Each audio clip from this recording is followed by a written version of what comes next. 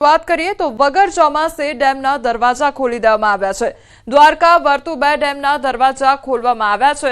ડેમના 4 દરવાજા અડધો ફૂટ ખોલવામાં આવ્યા છે।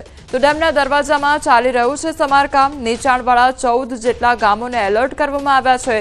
દ્વારકા અને પોરબંદર જિલ્લાના 14 ગામોને એલર્ટ કરવામાં આવ્યા। નીચાણવાળા વિસ્તારમાં લોકોને અવરજવર ન કરવા માટે सूचना આપવામાં આવી છે। નદીના પટમાં પશુઓને ન રાખવા તંત્ર દ્વારા સૂચના આપવામાં આવી।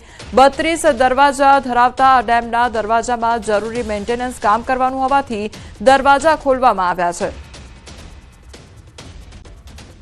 જીએસપીસીની ગેસ લાઇનમાં ભંગાણ સર્જાયું તો નડિયાદ વરિયાળી માર્કેટ પાસે ભંગાણ થયું। ગેસ લીકેજ થતા અફરાતફરીનો માહોલ સર્જાઈ ગયો હતો। મુખ્ય રસ્તા ઉપર થઈ રહ્યું હતું ખોદકામ, ત્યારે ગેસની મુખ્ય પાઇપલાઇન લીકેજ થતા જ મોટો અવાજ પણ આવ્યો હતો। ગેસ લીકેજ થયો હતો અને ગેસનો ફ્લો બહાર નીકળતા રસ્તો બંધ કરવામાં આવ્યો હતો। તો ગેસ લીકેજ થતાની સાથે નડિયાદ ફાયર બ્રિગેડની ટીમ પણ ઘટનાસ્થળે પહોંચી આવી હતી। લગભગ અડધો કલાકની જહેમત બાદ ગેસ લીકેજને બંધ કરવામાં આવ્યો હતો।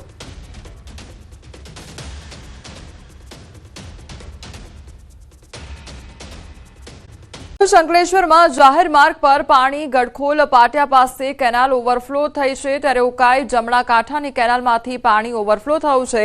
ભરૂચ જિલ્લાના ગડખોલ પાટિયા પાસે ઉકાઈ જમણા કાંઠાની કેનાલમાંથી પાણી ઓવરફ્લો થતા જાહેર માર્ગ ઉપર પાણી ફરી વળ્યું હતું। ત્યારે ગડખોલ પાટિયા ખાતે આવેલ આયાપા મંદિર નજીક કેનાલ છલકાતા રોડ ઉપર આજુબાજુ ચોમાસા જેવું પાણી ભરાઈ ગયું હોય તેવા દ્રશ્યો સર્જાયા હતા।